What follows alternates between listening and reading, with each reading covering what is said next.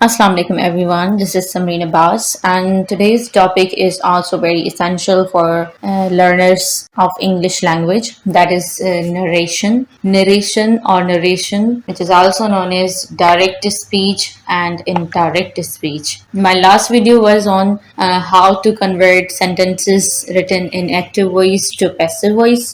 Sometimes we use active or sometimes we use passive voice in our while we speak or write something English language.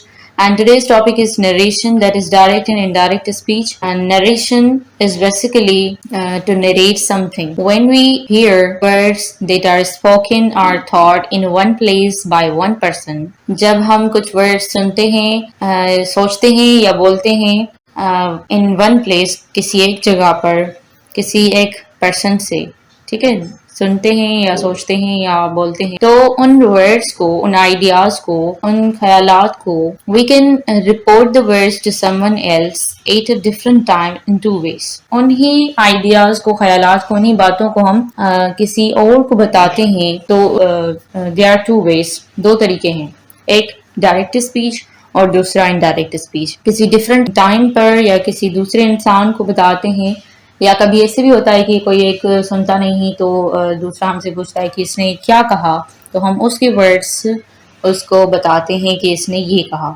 ठीक है। When we repeat the original speaker's exact words, जब हम उस speaker के exact words या original words, real words as it is हम बताएं, जिस तरह उन्होंने कहा सिर्फ वैसे सेम वर्डिंग और स्ट्रक्चर में बताएं, तो हम उसे डायरेक्ट स्पीच कहते हैं। Is it clear? When we repeat the words of a speaker in our own words, जब हम उस स्पीकर का जो आइडियाज हैं या वर्ड्स हैं या जो भी उसने बात कही, उस बात को हम अपने अल्फाज में बयान करें, ठीक है, इन अवर ओन वर्ड्स, अपने वर्ड्स में बात करें, बताएं, तो हम उससे इनडायरेक्ट स्पीच कहते हैं। This is something, direct speech refers to the actual words of the speaker without any change.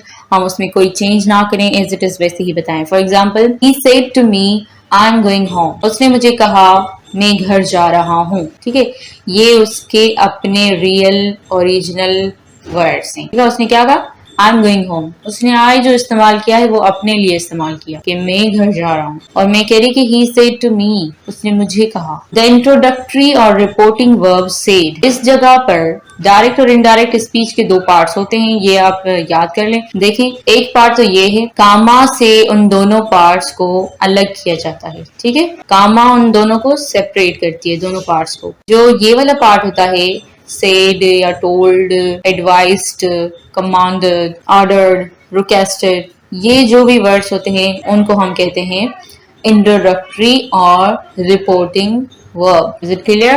Is separated by a comma from the reported speech. और ये जो reported speech है इसको inverted commas में बंद किया जाता है, which is inside the inverted commas. इनको हम inverted commas और quotation marks भी कहते हैं. Change of pronouns. First person pronoun I and we change according to the subject of the reporting verb. जिस तरह का subject होगा उस verb का, उस हिसाब से हम first person pronouns को use करेंगे. Second person pronoun is you, that is changed according to the object of the reporting verb. And third person pronouns he, she, it and they never change. If the reporting verb is in present simple, present perfect और future indefinite. Reporting verb क्या होता है? अगर कह रहे कि he says, she says, they say, या कहें या फ्यूचर इंडेफिनिट कहेंगे he will say, they will say, तो उनको the tense of the reported speech verbs does not. Second point क्या है?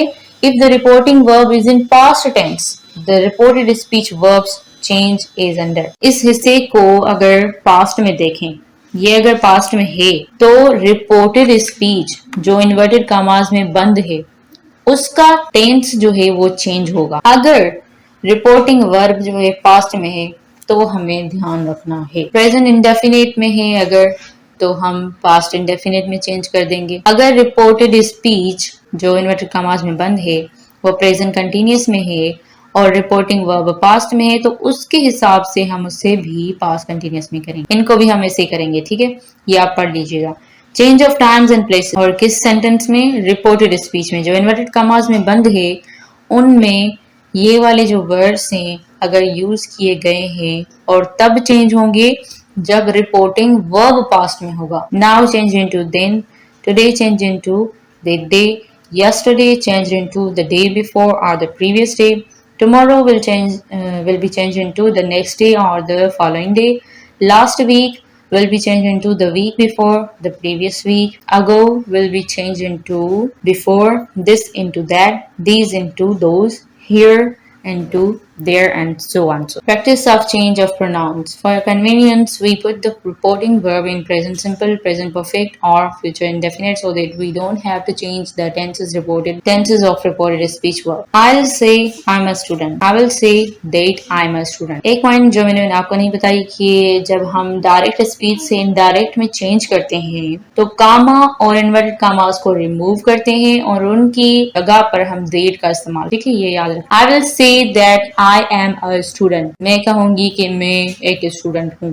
देखें ये फ्यूचर सिंपल में है आई विल से, इसलिए इसका टेंस चेंज नहीं किया. The pronoun I of reported speech change according to the subject of the reporting speech. It is I, so it remains the same. You have said I will cry, you have said that you will cry. आप कह चुके हो कि आप रोएंगे. Tense की बात आई जब reported speech में इन्वर्टेड कॉमास में कोई क्वेश्चन दिया गया है तो हम उसे दो तरह से चेंज कर सकते हैं. और क्वेश्चंस भी दो टाइप्स के होते हैं. एक वो क्वेश्चंस होते हैं जो WH वर्ड से होते हैं. What do you have for breakfast? Where do you study? Why do we not go to his home?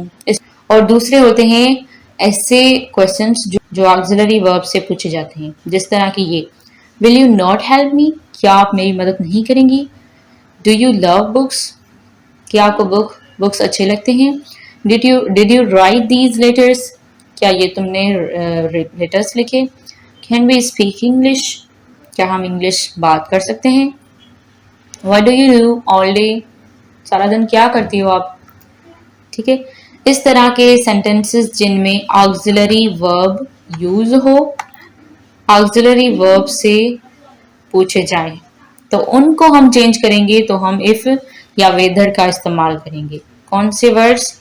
If या वेदर. वेदर जो मौसम वाला वेदर होता है वो नहीं, दूसरा वाला WHETHER.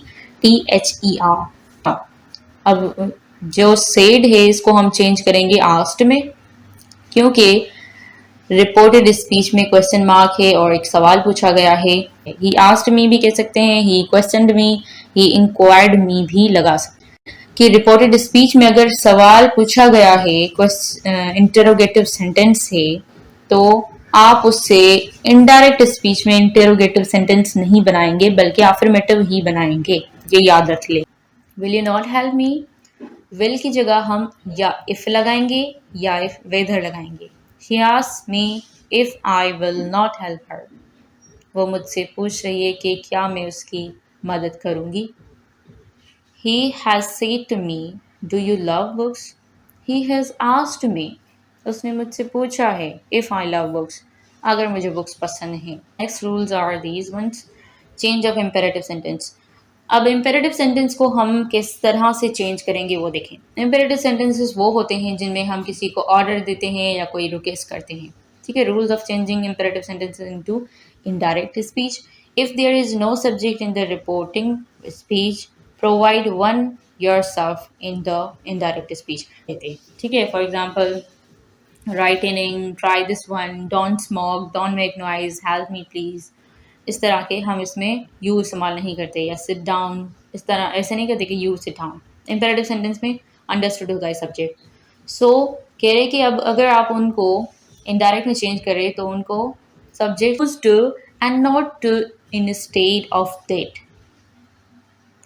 We use a suitable introductory verb or just use tell or told. Introductory verb मतलब जो say या says लिखा हुआ है तो हम उसे told यूज़ करेंगे. अगर told की जगह दूसरे भी कर सकते हैं, जैसे कि ये है advised. पॉइंट का मतलब ये है कि अगर हम affirmative जुमला यूज़ करें तो to इस्तेमाल करेंगे. अगर नेगेटिव कर रहे हैं तो हम not to इस्तेमाल करेंगे. For example, She said to me, don't do it again.